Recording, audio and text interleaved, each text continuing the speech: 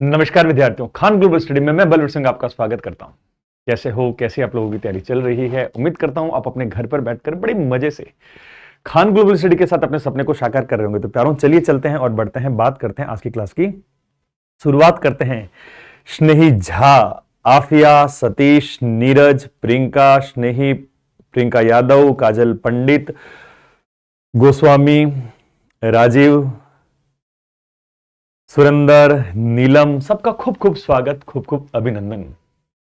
सोनू, माधुरी, सबका खूब खूब स्वागत, खूब खूब अभिनंदन। तो प्यारों, चलिए चलते हैं और बात करते हैं। जो क्लास हमारी चल रही है, जिस महासागर के अंदर हम लोग डूब डूब कर मजे से प्रश्नों का स्वाद चख रहे हैं, उसी क्रम में, उसी श्रृंखला में हमारे उन्हीं प्रश्नों की कड़ी को आगे बढ़ाते हैं और भारत में राष्ट्रीय आंदोलन से संबंधित और जो मॉडर्न हिस्ट्री से संबंधित प्रश्न आप लोगों के ज्यादातर आते हैं, उन्हीं प्रश्नों को हम आगे बढ़ाते हैं। चलिए चलें, शुरू करें। एक बार सोए में है उनको भी फटाफट फटाफट कमेंट्स करके जगा दो और बोल दो क्लास शुरू हो चुकी है, क्लास शुरू हो चुकी है। तो प्यारों, आज का सबसे पहला प्रश्न, और आज का सबसे पहला प्रश्न कौन सा आ रहा है? तो आज के सबसे पहले प्रश्न के बारे में बात करें तो सबसे पहला प्रश्न आ रहा है कि ये जो रंपा विद्रोह हुआ है, ये रंपा विद्रोह कब हुआ है? 1916 में, 1917 में, 1918 में, 1919 के अंदर? बताइए जल्दी से कमेंट्स करके बताइए, रंपा विद्रोह कब हो रहा है? इस रंपा विद्रोह का जो टाइमिंग रहेगा, वो रंपा विद्रोह का टाइमिंग कब रहेगा? तो प्यारों, हम लोग बात करें, या 1919 ना देकर आपको यहां पर 1920 भी दिया जा सकता है, 1918 ना देकर यहां पर आपको 1916-17 हो गए, चलो छोड़ो, यहां पर 1915 भी दिया जा सकता है। अब बताओ कौन सा होगा? अब गलती कर दी ना, यही तो गलती कर दी तुम लोगों ने। और गलती क्या कर दी? तो रंपा विद्रोह का जो समय देखें, वो रंपा विद्रोह का समय कौन सा मिलता है? ये हम लोगों को जो टाइम मिलेगा, वो टाइम मिलेगा 1919 का या 1920 का। अब 1919 या 1920 के अंदर हो रहा है ये रंपा विद्रोह।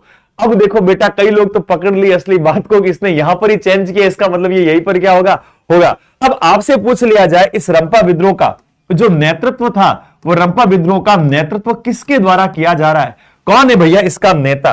तो इसके नेता के बारे में बात करें, इसके नेता का नाम मिलता है हम लोगों को अल्लूरी सीताराम राजू। क्या नाम मिलता है? अल्लूरी सीताराम राजू। और अल्लूरी सीताराम राजू इसका नेता है। गांधीवादी विचारों से बड़ा प्रभावित था और अल्लूरी सीताराम राजू को पकड़ लिया जाता है, गिरफ्तार कर लिया जाता है, और गिरफ्तार करके इस अल्लूरी सीताराम राजू को दे दी जाती है 1924 के अंदर फांसी। 1924 के अंदर क्या किया जाता है? इसको फांसी के फंदे पर लटका दिया जाता है। साथ ही साथ हम लोगों ने कुछ और घटनाओं के बारे में बात की थी। कौन कौन सी घटनाओं के बारे में बात की? अगर आपसे पूछ लिया जाए कि ये मुंडा विद्रोह जो है, वो मुंडा विद्रोह कब हो रहा है, तो प्यारों, हम लोगों ने मुंडा विद्रोह के बारे में भी बात की थी। और मुंडा विद्रोह का जो समय देखा था, वो मुंडा विद्रोह का समय क्या देखा था? ये समय देखा था हम लोगों ने 1893 टू 1901। और इसका नेतृत्व कौन कर रहा है? इसका नेतृत्व कर रहा है बिरसा मुंडा, जिसे धरती आबा के नाम से जाना जाता था। और मुंडा विद्रोह को क्या कहा जाता था? उलगुलन या सरदारी आंदोलन के नाम से जाना जाता था। इसी के साथ हम लोगों ने पढ़ा था संथाल विद्रोह। कौन सा विद्रोह देखा था हम लोगों ने? हम लोगों ने देखा था संथाल विद्रोह। कब हो रहा है ये संथाल विद्रोह? तो संथाल विद्रोह के टाइमिंग के बारे में मैं बात करूं तो संथाल विद्रोह का टाइमिंग हम लोगों ने देखा था 1855 और 1856। इसका नेतृत्व कौन कर रहा है? तो इसके नेतृत्व करने वाले की बात करें तो हम लोगों ने पढ़ा था दो व्यक्तियों के नाम। दो व्यक्तियों के नाम क्या क्या थे? एक तो था सिद्धू और दूसरा कौन सा था? दूसरा था कानू। सिद्धू और कानू क्या है? सिद्धू और कानू इसके नेता बने हुए हैं। सिद्धू और कानू इसके नेता बने हुए, ये हमको याद रखना है। अब चलिए बढ़ते हैं अगले प्रश्न की तरफ। और अगला प्रश्न हमारा क्या कह रहा है? अगला प्रश्न पूछ रहा है भैया, असहयोग आंदोलन का प्रस्ताव। देखो, प्रश्न घुमाने वाला है, प्रश्न कंफ्यूज करने वाला है, लेकिन हमको कंफ्यूज होना नहीं है। प्रश्न क्या है? असहयोग आंदोलन का प्रस्ताव कांग्रेस के किस अधिवेशन में पारित हुआ था? सितंबर 1920 कलकत्ता अधिवेशन के अंदर, अक्टूबर 1920 अहमदाबाद अधिवेशन के अंदर, नवंबर 1920 फैजपुर अधिवेशन के अंदर, या दिसंबर 1920 नागपुर अधिवेशन के अंदर? प्रश्न पूछ क्या रहा है? प्रश्न को अगर आप गंभीरता से सुनते हो और प्रश्न को समझने की कोशिश करते हो तो आधी समस्या तो आपकी क्या होती है? वहीं पर खत्म हो जाती है। शाबाश, बहुत बढ़िया भाई, बहुत बढ़िया, बहुत बढ़िया। अब मेरी बात को सुन लो, लेकिन अगर प्रश्न को ऐसे पूछ लिया जाता और प्रश्न को क्या पूछा जाता, प्रश्न में पूछा जाता कि असहयोग आंदोलन का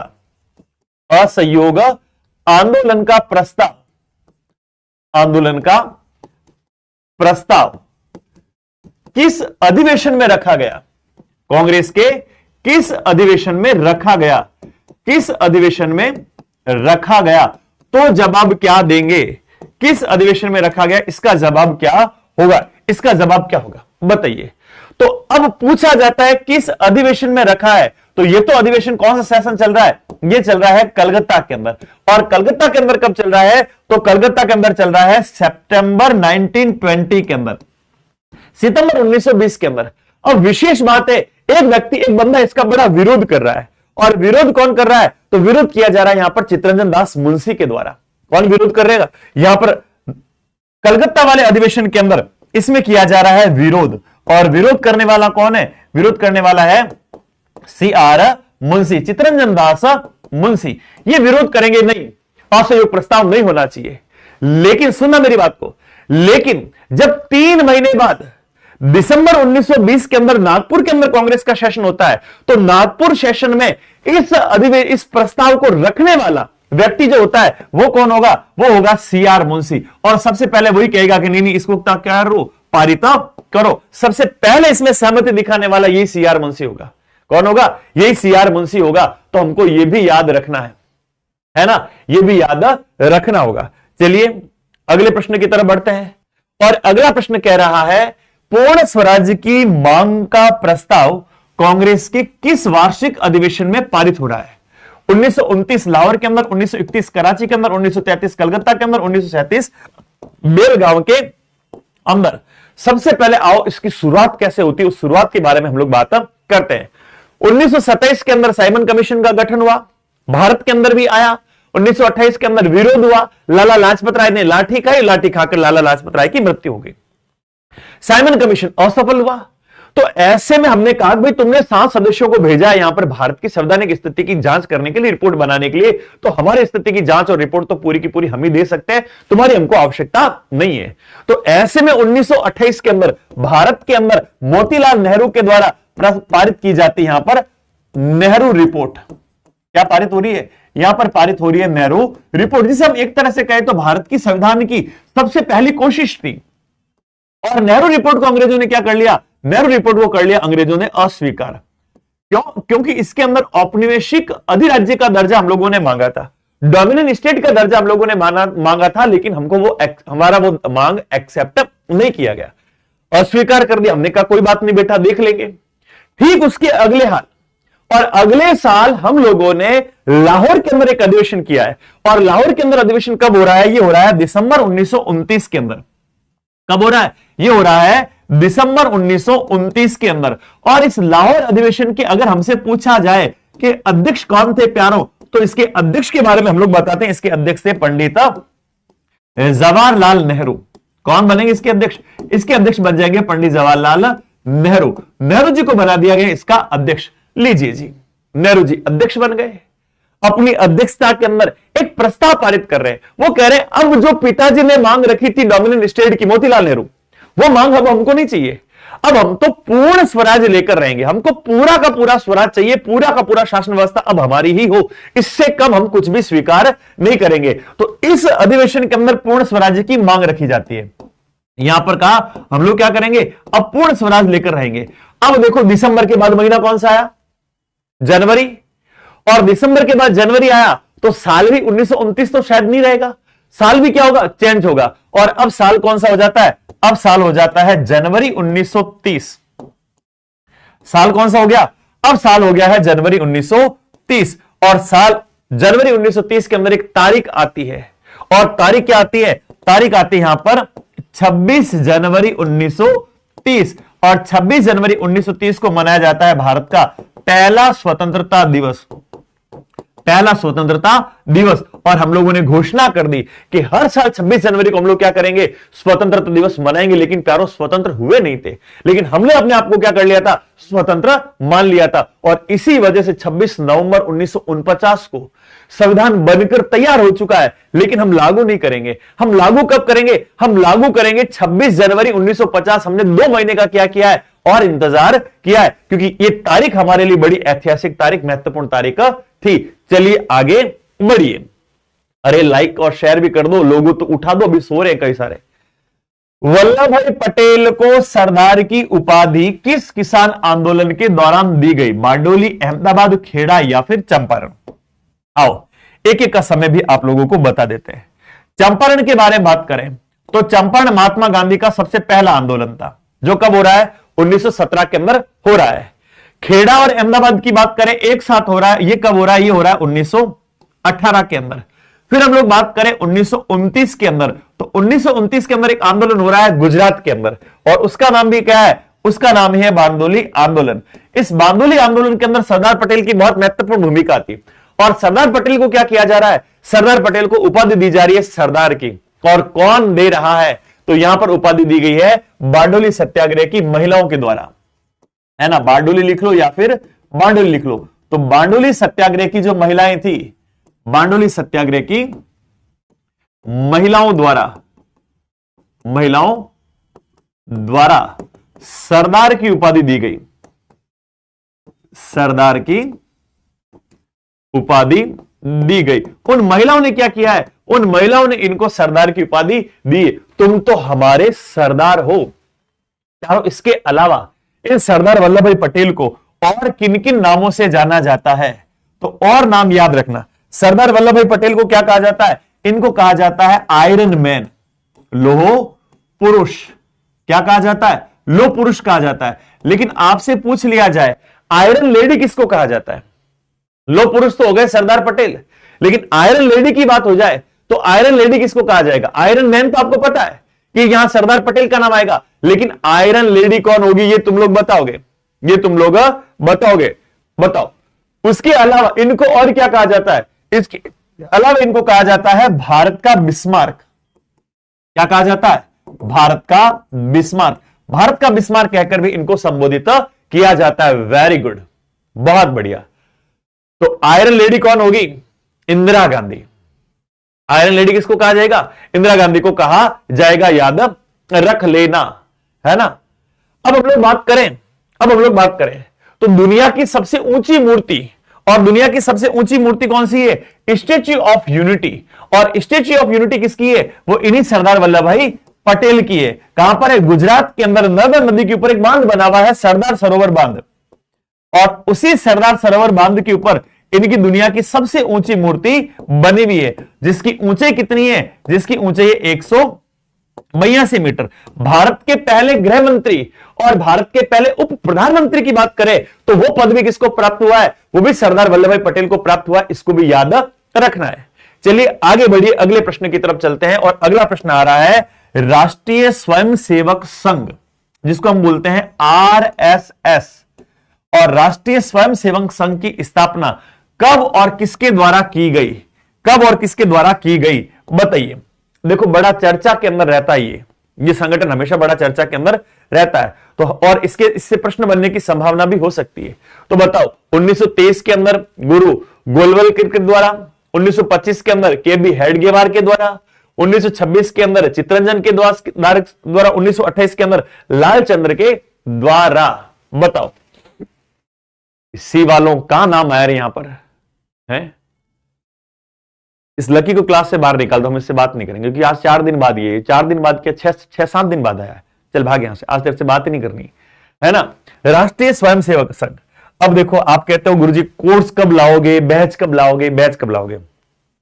हम तो एक एक का ही पता रखते हैं कौन कितने कितने दिनों से हमारी क्लास के अंदर आ रहा है?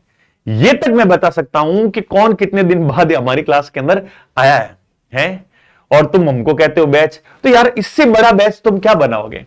और बैच जल्दी से बन जाएगा। मैंने कल कुछ लोगों के कमेंट्स देखे थे, क्लास खत्म होने के बाद में आए थे, तो यार पूरा हिल सा गया था, गुरुजी बहुत परेशान है, बैच ले। तुमसे ज्यादा परेशान हम लोग हैं, तुम्हारे लिए हम लोग रात दिन यही चिंता, वरना हमको अभी यूट्यूब पे क्लास शुरू करने की कहां जरूरत थी भाई। मेरी तो एक क्लास कम ही होती, और मेरी जो और भी साथी उनकी भी एक क्लास कम होती, पर नहीं, हमारा जो हायर मैनेजमेंट है, जो अपर मैनेजमेंट है, जो हमसे ऊपर है, उन लोगों को आपकी इतनी चिंता थी कि उन्होंने कहा नहीं, बिहार वालों के लिए क्लास शुरू कर दो यूट्यूब पे।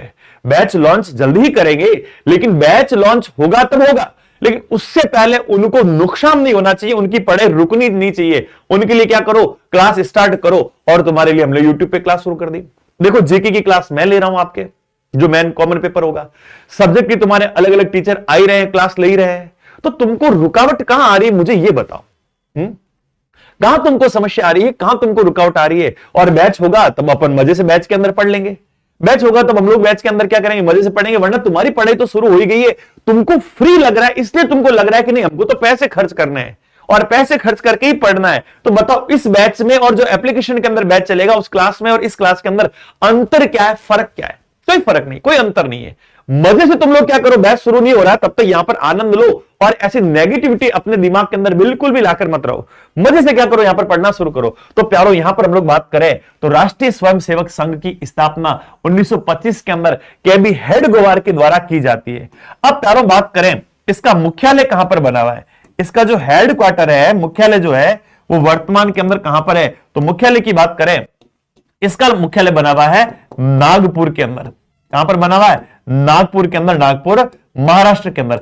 आपसे पूछ लिया जाए वर्तमान में इसके प्रमुख कौन है, वर्तमान में इसके प्रमुख, वर्तमान में इसके प्रमुख, तो वर्तमान प्रमुख का नाम क्या आता है? कल सब लोग देख ही रहे थे जिनको, डॉक्टर मोहन भागवत। क्या नाम है? डॉक्टर मोहन भागवत। ये वर्तमान में इसके क्या है? हेड है। ये वर्तमान में इसके हेड, इनको भी याद रखना। अगला प्रश्न देखिए, जलियांवाला बाग हत्याकांड और जलियांवाला बाग हत्याकांड कब हो रहा है? 6 अप्रैल 1919, 9 अप्रैल 1919, 13 अप्रैल 1919, 1 मई 1919। आओ पूरी घटना को हम लोग विस्तार से पढ़ लेते हैं। पूरी घटना का विस्तार से क्या कर लेते हैं, चर्चा कर लेते हैं। सबसे पहले बात करें तो जैसे ही 1918 के अंदर फर्स्ट वर्ल्ड वॉर खत्म होता है और फर्स्ट वर्ल्ड वॉर खत्म होते ही हमको अंग्रेजों के द्वारा एक गिफ्ट दिया गया, क्योंकि हमने उनकी मदद की थी। और गिफ्ट के अंदर क्या मिला हमको? Rowlatt act. ये रॉलेट एक्ट क्या था? शक के आधार पर भारतीयों को गिरफ्तार करो, और शक के आधार पर भारतीयों को गिरफ्तार करके 2 साल बिना कानूनी कार्रवाई किए, उनके ऊपर बिना किसी मुकदमा चलाए सीधा पकड़कर क्या कर दो, जेल के अंदर डाल दो। बिना वकील, बिना अपील और बिना दलील वाला कानून इसको कहा गया था। महात्मा गांधी ने इसको काला कानून की संज्ञा दी। भारत में जगह जगह पर इसका विरोध होना प्रारंभ हो जाता है, और इसी काला कानून का विरोध हो रहा है पंजाब के अंदर। इसका विरोध कहां किया जा रहा है? इसका विरोध किया जा रहा है पंजाब के अंदर। वैसे तो पूरे भारत के अंदर हो रहा है, लेकिन जलियांवाले बाग की बात कर रहा हूं तो पंजाब के अंदर विरोध हो रहा है। और पंजाब के अंदर विरोध कर कौन रहे हैं? 2 व्यक्ति। 2 व्यक्तियों में प्रमुख कौन है? एक का नाम आता है डॉक्टर सैफुद्दीन किचलू, और दूसरे व्यक्ति के बारे में बात करें तो नाम मिलता है डॉक्टर सत्यपाल का, सतपाल या सत्यपाल का। इन दोनों को क्या कर दिया गया है? इन दोनों को कर दिया गया यहां पर गिरफ्तार। पंजाब के लोगों ने कहा हमारे व्यक्तियों को गिरफ्तार किया जा रहा है, हमको यह कतई स्वीकार नहीं है। और ऐसे में उन्होंने एक तारीख तय की है, और तारीख कौन सी तय की है? उन्होंने तारीख तय की 13 अप्रैल की। आओ 13 अप्रैल वाले दिन मिलकर हम लोग क्या करेंगे? एक सभा का आयोजन करेंगे, विरोध प्रदर्शन करने का काम करेंगे। और ये जो 13 अप्रैल 1919 का दिन था, इस 13 अप्रैल 1919 के दिन पंजाब के अंदर एक त्योहार भी मनाया जाता है। और कौन सा त्योहार मनाया जाता है? तो यहां पर त्योहार मनाया जाता है वैशाखी का त्योहार। कौन सा त्योहार मनाया जाता है? यहां पर त्योहार मनाया जाता है वैशाखी का त्योहार। ठीक है, वैशाखी का त्योहार मनाया जाता था। पूरे के पूरे अमृतसर के अंदर मार्शल लॉ लगाया हुआ था। मार्शल लॉ लगाया था। मार्शल लॉ का मतलब क्या होता है? सैनिक कानून, धारा 144। और हम आपसे ज्यादा इस व्यवस्था को कौन समझ सकते हैं, क्योंकि पूरे कोविड के अंदर 2 साल तक हम लोगों ने धारा 144 का सामना किया था। धारा 144 लगी थी। तो ऐसे में जनरल ओ डायर आता है और आकर गोली चलाने का आदेश दे देता। सुनना, यहां पर 2 डायर है। एक बार मैं पढ़ा रहा था और इसी बिहार वाली क्लास के अंदर किसी ने कहा आपने आर डायर और ओ डायर के अंदर ढंग से नहीं बढ़ाया। एक तो था पूरे पंजाब का अधीक्षक, पूरे पंजाब का नियंत्रण करने वाला, और एक होगा जो सिर्फ और सिर्फ अमृतसर के अंदर जलियांवाला बाग का जो जिम्मेवार बनता है। तो आर डायर ने आदेश दिया, ओ डायर ने फिर गोली चलाने का आदेश दे दिया। और यहां पर ऐसा कहते हैं कि हजारों की संख्या के अंदर लोग मारे गए। अब मारे गए लोगों की संख्या भी हम लोगों को यहां पर क्या है? अलग अलग मिलती है। अब मारे गए लोगों की संख्या के बारे में बात करें तो हम लोग बात करते हैं सबसे पहले इसके लिए 2 जांच आयोग बन रहे हैं। इसकी जांच के लिए क्या हो रहे हैं, दो जांच आयोग बन रहे हैं। एक तो बना रहे अंग्रेज और एक बना रहे हमारे कांग्रेस वाले। और अंग्रेजों ने जो जांच आयोग बनाया है, उस अंग्रेजों के द्वारा बनाए गए जांच आयोग का नाम क्या है? तो उस जांच आयोग को जल्दी से बता दीजिए, किस नाम जाना जाता है? तो अंग्रेजों ने बनाया, उसका नाम तो है हंटर आयोग। हंटर आयोग, हंटर जिसका प्रमुख था। और एक बनाया है मदन मोहन मालवीय जी का, मदन मोहन मालवीय जी के द्वारा दो जांच आयोग बन गए। इस हंटर आयोग की बात करें तो हंटर आयोग कह रहा है 379 लोगों की क्या हो रही है, मृत्यु हो रही है। कितने लोग मारे गए? तो 379 लोग मारे गए। लेकिन मदन मोहन मालवीय की बात करें तो यहां पर मरने वाले लोगों की संख्या कितनी थी? तो यहां पर मरने वाले लोगों की संख्या थी हजारों की संख्या के अंदर, हजारों की संख्या में लोग मरे हैं। यहां पे लोग यहां पर मारे गए हैं, मारे गए। ठीक है, याद रख लेना। चलिए नेक्स्ट की तरफ बढ़िए। सिखों के 10वें और अंतिम गुरु गुरु गोविंद सिंह का जन्म बिहार के किस नगर में हुआ? मुंगेर, खगड़िया, पटना या इनमें से कोई नहीं। तारो देखो, यह तुम्हारे लिए क्या होगा, बड़ा महत्वपूर्ण होगा, क्योंकि सिखों के ये गुरु तुम्हारे लिए ज्यादा इंपॉर्टेंट क्यों? क्योंकि इनका जन्म बिहार के अंदर है और बिहार से संबंधित परीक्षाओं के अंदर इनके बारे में प्रश्न पूछने की संभावना बनती है और बनती है। वेरी गुड, वेरी गुड, शाबाश। तो हम लोग बात करें, एक दिन मिलता हम लोगों को 28 दिसंबर 1666। इनके पिताजी का नाम क्या था? तेग बहादुर। और तेग बहादुर की हत्या कर दी है औरंगजेब ने, जो 9वें गुरु थे। और अपने पिता की जब औरंगजेब के द्वारा हत्या कर दी जाती, तो पिता के बाद अब गुरु गोविंद सिंह जी, जिनका जन्म हो रहा है 28 दिसंबर 1666 के अंदर, 66 इनका जन्म का समय रहेगा। अब बने, पिता की मृत्यु के बाद इन्होंने कहा कि अब सिखों हाथ पर हाथ रखकर बैठने की आवश्यकता नहीं है, अब हमको संगठित होना पड़ेगा और संगठित होकर एक सैन्य शक्ति बनानी होगी। और सैन्य शक्ति बनाने के लिए सिखों को सैन्य रूप से प्रशिक्षित किया जाना होगा। तो इन्होंने एक पंथ की स्थापना कर दी, और जिस पंथ की स्थापना की उस पंथ का नाम क्या रखा? खालसा पंथ। वाहे गुरु का खालसा, वाहे गुरु की फतह। तो कौन से पंथ की स्थापना हो रही है? तो इनके द्वारा हो रही है खालसा पंथ की स्थापना। खालसा पंथ की स्थापना भी इनके द्वारा हो रही है। और कब हो रही है? 1699 के अंदर, 1699 के अंदर। कब हो रही है? 1699 के अंदर हो रही है। प्यारों, हम लोग बात करें यहां पर, अब आपसे प्रश्न पूछ लिया जाए कि इनकी मृत्यु कहां पर हुई है, तो इनका जन्म भी पंजाब में नहीं हुआ है और इनकी मृत्यु भी पंजाब के अंदर नहीं होगी। इनकी मृत्यु हो रही है दक्षिण भारत के अंदर। और दक्षिण भारत के अंदर कहां पर हो रही है? महाराष्ट्र के अंदर। दक्षिण भारत के अंदर कहां हो रही है? महाराष्ट्र के अंदर। और महाराष्ट्र के अंदर जगह मिलती है हम लोगों को नांदेड़। कहां पे मिलती है? नांदेड़। और नांदेड़ महाराष्ट्र के अंदर हो रही है 1708 के अंदर इनकी मृत्यु। लेकिन हमको समय पूछ लिया जाए तो समय क्या बताएंगे? 7 अक्टूबर 1708। 1707 के अंदर औरंगजेब मरा और औरंगजेब के मरने के एक साल बाद इनकी भी मृत्यु हो जाती है। याद रखना, है ना, याद रखना। ठीक है, इसको याद रखना। चलिए अगले प्रश्न की तरफ बढ़ते हैं। और अगला प्रश्न देखें तो अगला प्रश्न आ रहा है टीपू सुल्तान। ओ तेरी, तो टीपू आया। एक तुम उत्तर प्रदेश के अंदर भी टीपू है ना। टीपू सुल्तान कहां का शासक था? मैसूर का, शिमला का, कश्मीर का, या इनमें से कोई नहीं? बताओ, टीपू सुल्तान कहां का शासक था? बताओ। वेरी गुड, बहुत बढ़िया। गजब, ये तो सबको भाई अच्छे से याद है, इसमें किसी ने भी गलत जवाब नहीं दिया है। वेरी गुड, बहुत बढ़िया, बहुत बढ़िया, बहुत बढ़िया, बहुत बढ़िया, बहुत बढ़िया। तो यहां पर क्या होगा? टीपू कहां का शासक है? टीपू है मैसूर का। टीपू कहां का शासक है? टीपू है मैसूर का शासक। अच्छा, टीपू के पापा कौन है? टप्पू के पापा का नहीं पूछ रहा हूं, जेठालाल उत्तर दे दिया ना, उसको ऐसा पटक पटक कर मारूंगा मैं। यहां पर किसी ने कह दिया सर टप्पू के पापा जेठालाल थे ना, मैं टीपू का पूछ रहा हूं, मैं टप्पू का नहीं पूछ रहा हूं, है ना, याद रखना। तो टीपू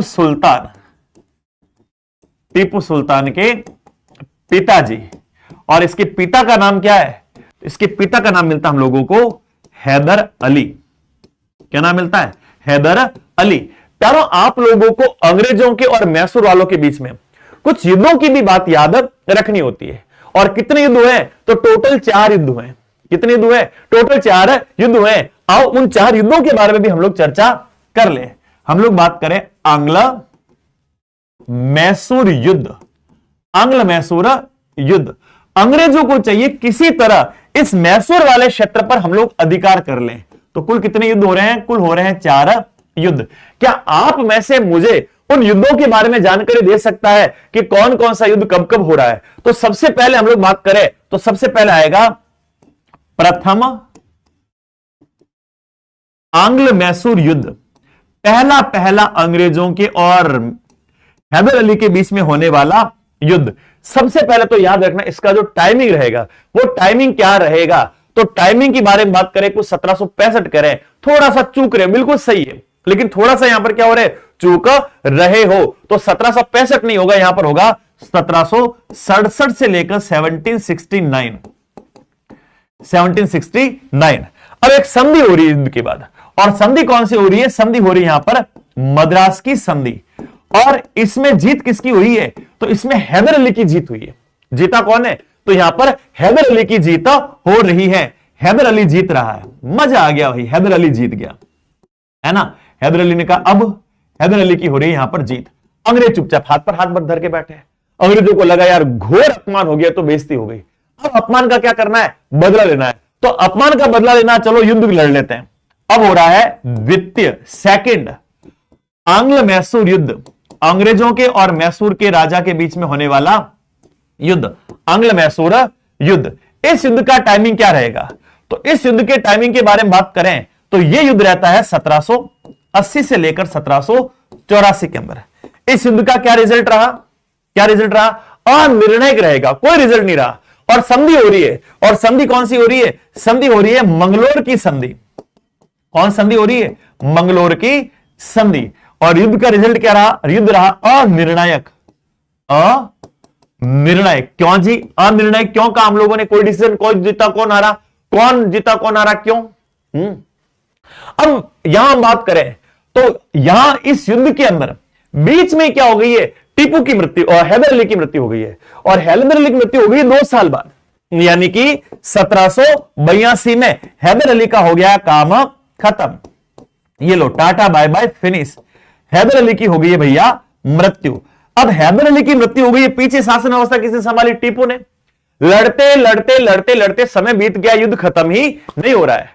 और युद्ध खत्म नहीं हो रहा, तो अब तो युद्ध को रोकना चाहिए। तो कहा आओ रे आओ, मिलकर बैठकर क्या कर लेते हैं, बात करते हैं। लड़े लड़े माफ करो, गांधी जी को याद करो, यही बोलते थे हम तो जब लड़ाई होती थी। तो आओ लड़े लड़े माफ करते हैं। और संधि हो जाती कौन सी? मैंगलोर की संधि। इस संधि में क्या होता है? देख, अगर मैंने तेरा क्षेत्र जीता तो तू मुझे वापस दे दे, और तेरा है जो मैं तुझे वापस दे दूंगा। अपना अपना क्षेत्र क्या करो, एक दूसरे से वापस ले लो। ठीक है, मामला खत्म, मामला खत्म।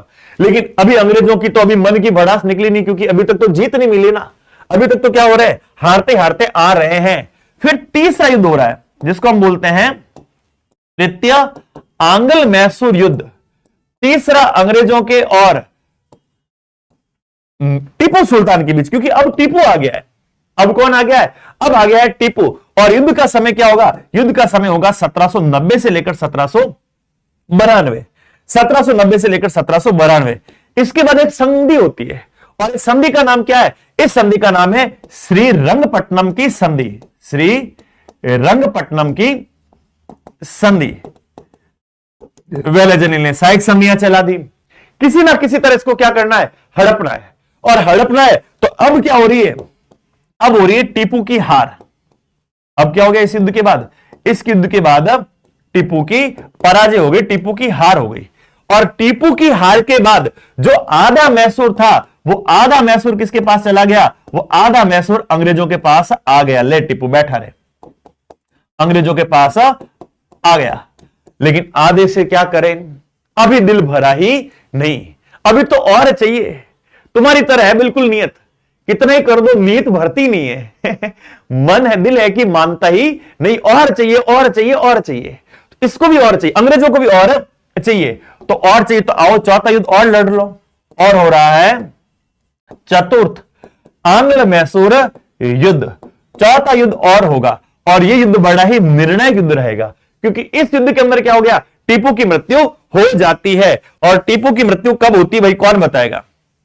टीपू का मामला पूरा का पूरा कब खत्म हो रहा है? वेरी गुड स्वाति, बहुत बढ़िया। माधुरी कुमारी, बहुत बढ़िया, बहुत बढ़िया। तो यहां पर टाइम क्या आएगा, यहां पर टाइम आएगा 1799 और हो जाती है टीपू की मृत्यु। टीपू की मृत्यु, अपने राहुल जी बोलते हैं ना, टाटा बाय बाय फिनिश, तो ये भी हो गया टाटा बाय बाय फिनिश। और टाटा बाय बाय फिनिश होने के बाद पूरा मैसूर किसके पास में आ गया, पूरा का पूरा मैसूर आ गया अंग्रेजों के पास में। याद रख लोगे ना, सबसे पहला 67 से 69 मद्रास की संधि और निर्णायक युद्ध, दूसरा 80 से 84 युद्ध लंबा चल रहा है, पिताजी टीपू के चले गए, टीपू भी आया, टीपू ने कहा कब तक लड़ते रहेंगे, लड़े लड़े माफ करो, गांधी जी को याद करो, आओ मंगलोर के अंदर बैठकर तुम तुम्हारा ले लो, मुझे मेरा दे दो। फिर तीसरे दोहरा अंग्रेजों की नीति भरी नहीं, फिर आक्रमण करने के लिए आए, टीपू के साथ लड़ाई हुई 1790 से 92 के बीच में, और फिर कहा चलो श्रीरंगपट्टनम के अंदर बैठकर क्या कर लेते हैं, संधि कर लेते हैं, आधा मैसूर मेरा, आधा मैसूर तेरा, आधा मेरा आधा तेरा, आधा मेरा आधा तेरा, किसमें, तीसरे के अंदर, तीसरे के अंदर आधा आधा कर लिया। और चौथे के अंदर तो पूरे के पूरे टीपू को 1799 के अंदर जाकर क्या किया, खत्म कर दिया, और पूरे के पूरे मैसूर के अंदर अपना अधिकार जमा कर बैठ गए। हरिओम तत्सत, भगवान आत्मा को शांति प्रदान करें। अगला प्रश्न, सविनय अवज्ञा आंदोलन कब और किस यात्रा से प्रारंभ हो रहा है? 1920 भुज यात्रा, 1930 अहमदाबाद यात्रा, 1930 दांडी यात्रा, या इनमें से कोई नहीं, या इनमें से कोई नहीं? जल्दी से कमेंट्स करके बताइए यहां पर कौन सी यात्रा होगी जिस यात्रा से सविनय अवज्ञा आंदोलन को प्रारंभ किया जा रहा है। और ऑप्शन ये रहे आप लोगों के सामने, fast fast fast fast fast जवाब दीजिए, बताइए क्या यहां पर सही होगा। Very good. क्या खा के बैठे हो रे आज? राम मंदिर क्या बनेगा, तुमको तो जोश आ गया भाई, ओहो बड़ी राम जी की कृपा हो गई। आज कोई मुर्गा ही नहीं बन रहा है, क्या बात है? एक आधा तो कोई मुर्गा बनो रे, मोहनी नहीं हुई मेरे सुबह से। मोहनी का मतलब समझते हो ना, खाता ही नहीं खुला। आज किसको मुर्गा बनाए हैं? कोई मुर्गा बनाने के लिए आया ही नहीं। कोई तो मुर्गा बनो रे, कोई तो मुर्गा बनो, आओ। मोहनी नहीं हुई तो यहां पर कौन सी यात्रा आएगी? यहां पर आएगी दांडी यात्रा, है ना, दांडी यात्रा। लकी कह रहा मुझे बनाओ, तुझसे तो बात नहीं कर रही ना लकी, है ना। यहां पर कौन सी यात्रा आएगी? यहां पर आएगी दांडी यात्रा। तो हम लोग बात करें, सबसे पहले महात्मा गांधी इस इरविन को एक लेटर लिख रहे हैं।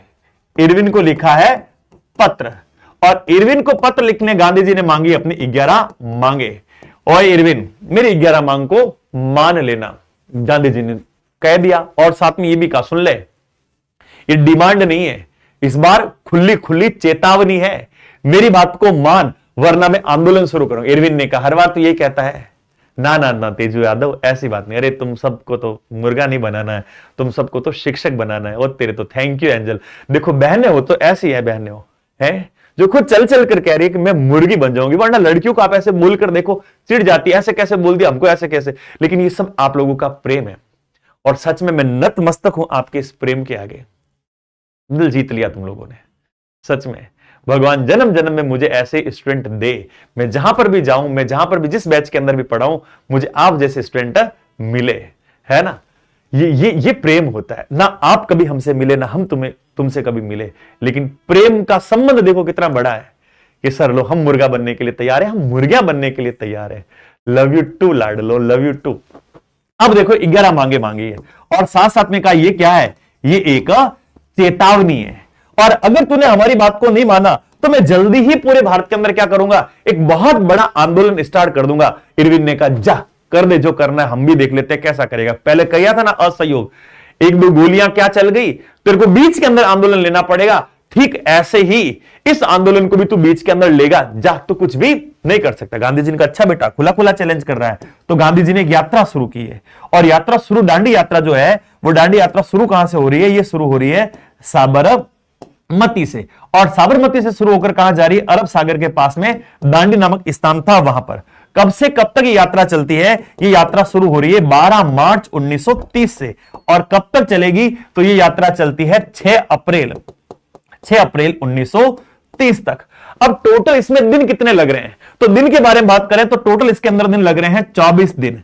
और कितने मील की यात्रा है? 240 मील की यात्रा है। प्यारो, शुभ काम के अंदर, अच्छे काम के अंदर भले आपका साथ ना दे, लेकिन आप निकल पड़ो और जैसे जैसे आप अपनी दृढ़ता से आगे बढ़ोगे, फिर देखना आपके पीछे कितने लोग आपके सपोर्ट के अंदर आके खड़े हो जाते हो जब आप अपनी सफलता तक पहुंचते हो। तो यहां से महात्मा गांधी के साथ में 78 विश्वसनीय, यहां पर क्या इनके साथ में 78 विश्वसनीय स्वयंसेवक है, और इन 78 विश्वसनीय स्वयंसेवकों को लेकर चल पड़े हैं, चल पड़े हैं, चल पड़े हैं। और अंग्रेजों का जो दमनकारी नमक कानून था, उस नमक कानून को क्या कर दिया है, 6 अप्रैल के दिन तोड़ दिया और एक आंदोलन शुरू कर दिया, जिस आंदोलन का नाम क्या है, जिस आंदोलन का नाम है सविनय अवज्ञा आंदोलन।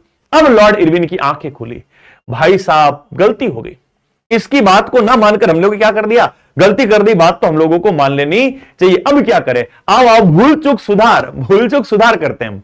जो हो गया सो हो गया, गांधी जी क्या छोटी छोटी बात पे आप नाराज हो जाते हो, आओ हम लोग बैठकर क्या करते हैं, बातचीत करते हैं। तो अब गांधी और इरविन के बीच में समझौता हो रहा है, और प्यारा प्रश्न पूछा जाए, ये गांधी इरविन पैक्ट या गांधी इरविन समझौता कब हो रहा है? तो देखो 1 साल बाद, लगभग हम लोग कहें तो 1 साल बाद क्या हो रहा है, समझौता हो रहा है। और 1 साल बाद यानी कि टाइम मिलता हम लोगों को 5 मार्च 1931 का, और 5 मार्च 1931 के अंदर क्या हो रहा है, पैचअप हो रहा है। या तो ब्रेकअप हो गया था, इस ब्रेकअप को वापस क्या किया जा रहा है, अब पैचअप के अंदर बदला जा रहा है। कब, 5 मार्च 1931 को। दोनों ने कहा आओ बैठकर बात करते हैं।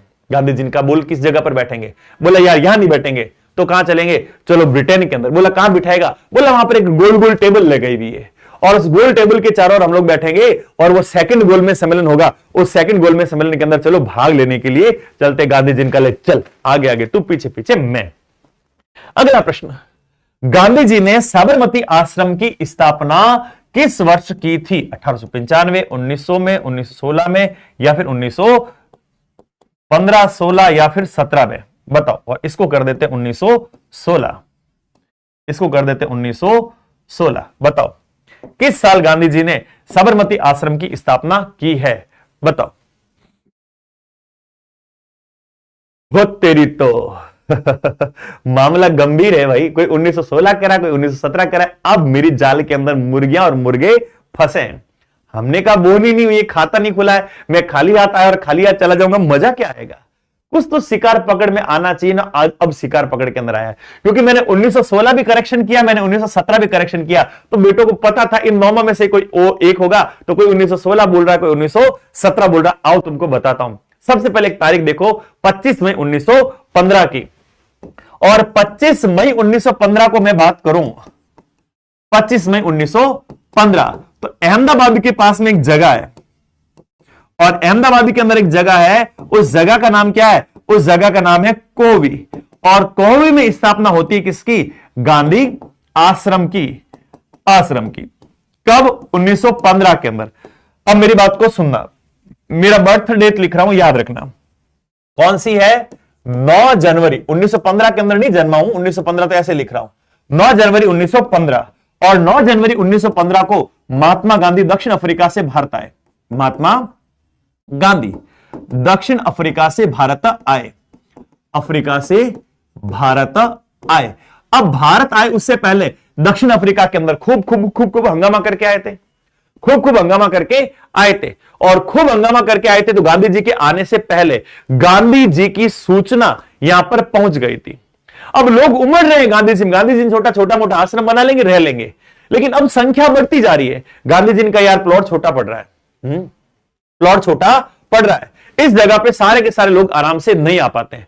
अब क्या करो, अब बड़ी जगह पर प्लॉट लेते हैं, और बड़ी जगह पर प्लॉट लेंगे ताकि ये जितने भी लाइव देख रहे हैं ना, ये सब आ जाए। तो इनको रखेंगे कहां? तो इनको रखने के लिए कोई बड़ी जगह चाहिए। तो बड़ी जगह कहां किया? तो 1917 के अंदर इसी कोबी आश्रम को कहां पर शिफ्ट कर दिया? साबरमती आश्रम के अंदर, है ना। और ये यहां पर हो गई साबरमती आश्रम की स्थापना, है ना। कब हो गई? साबरमती आश्रम की स्थापना हो जाती। कब? 1917 के अंदर। हां, प्रवासी भारतीय दिवस में भी इस दिन मनाया जाता है ना, है ना। इस दिन प्रवासी भारतीय दिवस भी मनाया जाता है। बिल्कुल करेक्ट हो, एकदम सही हो, ठीक है। बढ़िए अगले प्रश्न की तरफ। भारतीय राष्ट्रीय कांग्रेस की स्थापना किस साल होती है? 1885, 1890, 1895 या 1900 के अंदर?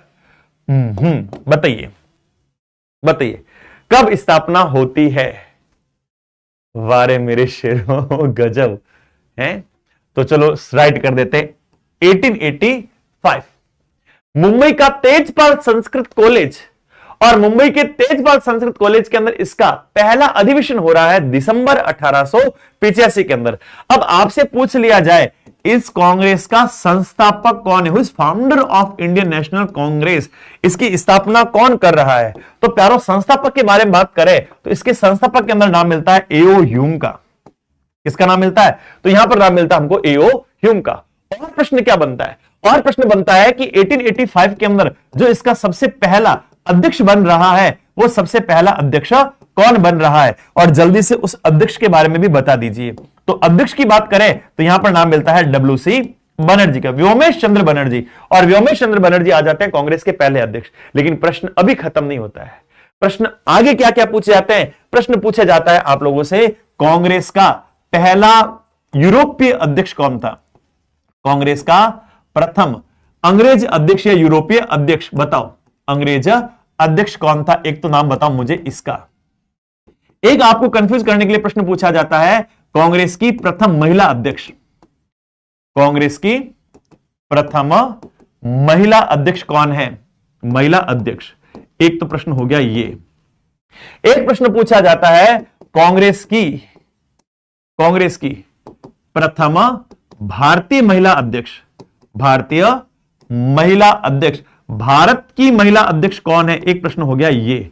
और एक प्रश्न बनता है आप लोगों के कांग्रेस के प्रथम मुस्लिम अध्यक्ष, कांग्रेस के प्रथम मुस्लिम अध्यक्ष। अब बताओ इन चारों प्रश्नों का जवाब कौन सही दे सकता है, कौन सही दे सकता है। सबसे पहले जो सबसे पहला प्रश्न है कांग्रेस का पहला अंग्रेज अध्यक्ष कौन है, तो इसमें नाम याद रखना, और नाम क्या याद रखोगे, जॉर्ज यूल का। किसका नाम आएगा, जॉर्ज यूल का नाम आ जाएगा, ब्रिटेन का था और सबसे पहली बार कांग्रेस का अध्यक्ष बन रहा है। ठीक है, विदेशी है लेकिन अध्यक्ष तो बना।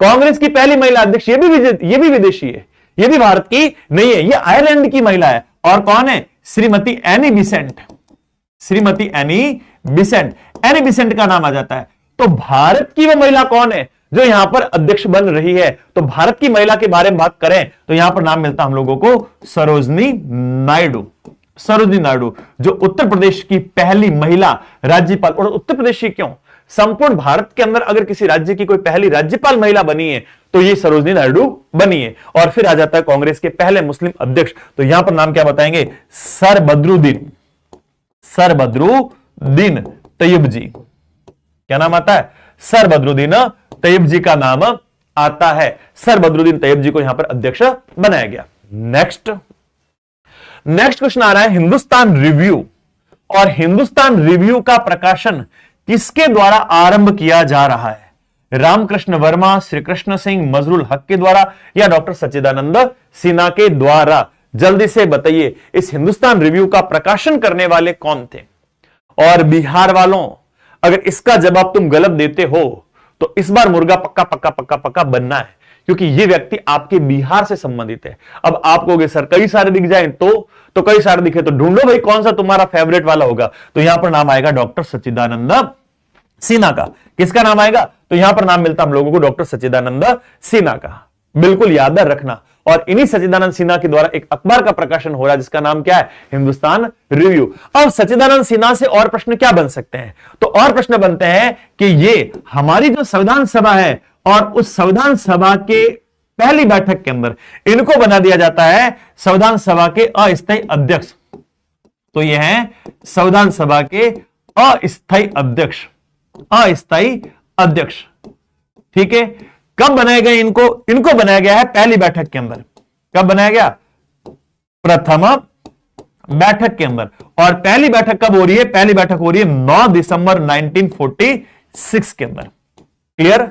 अब एक जो मजेदार प्रश्न आता है वो मजेदार प्रश्न आता है डॉक्टर सच्चिदानंद सिन्हा का नाम किसने सुझाया है, डॉक्टर सच्चिदानंद सिन्हा के नाम का प्रस्ताव किसने रखा, किसने कहा कि सच्चिदानंद सिन्हा को अध्यक्ष बनाया जाए। अब बताओ ये प्रश्न आ जाए तो जवाब क्या होगा? अब सज्जनानंद सिन्हा ने तो उठकर कहा नहीं, ओ हेलो सुनो, मैं आऊं कि अध्यक्ष बनने के लिए? ऐसे कोई भगत तेरे को अध्यक्ष बनाए? कोई तो व्यक्ति होगा, क्योंकि यहां पर चुनाव नहीं हो रहे हैं, और चुनकर जो अध्यक्ष बनाया जा रहा है वो तो आ जाएंगे राजेंद्र प्रसाद।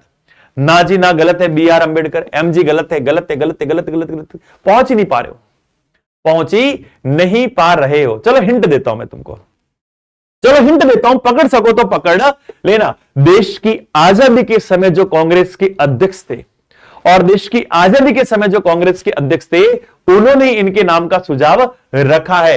किसी का भी जवाब सही नहीं है, किसी का भी जवाब सही नहीं है। Very good Aafia. आफिया का सही आया, लेकिन आफिया जल्दबाजी के अंदर रह गई थोड़ी। हां, अब आई ना गाड़ी लाइन पे, अब पकड़े हो, बिल्कुल सही पकड़े हो। बिल्कुल सही पकड़े हो। तो यहां पर क्या आएगा? यहां पर आएगा JB कृपलानी का नाम। किसका नाम आएगा? JB कृपलानी का नाम यहां पर आता है। और इन्होंने कहा कि देखो, हमें सबसे सीनियर कौन है? हमारे में सबसे सीनियर है ये सच्चिदानंद सिन्हा, और सच्चिदानंद सिन्हा को क्या कर लो? संविधान सभा का अस्थायी अध्यक्ष बना लो, बना लो। अब मुझे बताओ, जाऊं या रुकूं? जल्दी बताओ, चला जाऊं? क्योंकि अब चले जाना चाहिए, खूब क्वेश्चन कर लिए हमने आज, और एक दिन के अंदर ही पेट भर लोगे क्या सारा सारा है?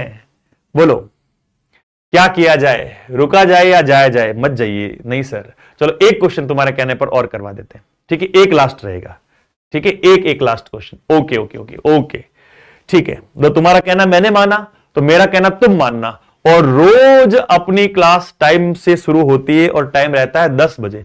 तो 10 बजते ही उपस्थित होना है, मतलब 10 बजते ही उपस्थित होना है, ठीक है? अगला प्रश्न आ रहा है, ब्रह्म समाज की स्थापना। और ब्रह्म समाज की स्थापना किसने की? राजा राममोहन राय, दयानंद सरस्वती, विवेकानंद, या रामकृष्ण परमहंस ने? परमहंस ने। बताओ, ब्रह्म समाज की स्थापना किसने की है? बहुत बढ़िया, बहुत बढ़िया, बहुत बढ़िया। तो हम लोग बात करें, हमको एक तारीख मिलती है। कौन सी तारीख मिलती है? 20 अगस्त 1828। और 20 अगस्त 1828 को राजा राममोहन राय जी के द्वारा किसकी स्थापना हो रही है? ब्रह्म समाज की स्थापना हो रही है, ब्रह्म समाज की स्थापना की गई है। तो प्यारों, आज के सेशन को यहीं रोकते हुए आप लोगों से अनुमति चाहते हैं। मिलेंगे हम लोग हमारी अगली क्लास के अंदर, और ऐसे मजेदार और प्रश्नों के साथ में और बढ़िया बढ़िया प्रश्न आप लोगों के लिए लाएंगे, जिससे आप अपनी तैयारी को और ज्यादा मजबूत बना सको, और जल्द से जल्द आप बिहार के किसी ना किसी सरकारी विद्यालय के अंदर, चाहे आप primary section, upper primary section, या फिर माध्यमिक स्तर तक, या फिर उच्च माध्यमिक स्तर तक, जो भी सेक्शन आप लोगों का है, वहां आप जल्दी जल्दी टीचर बनो। तो दीजिए अनुमति, लेते हैं विदा। जय हिंद, जय भारत, धन्यवाद, राधे राधे प्यारो, राधे राधे।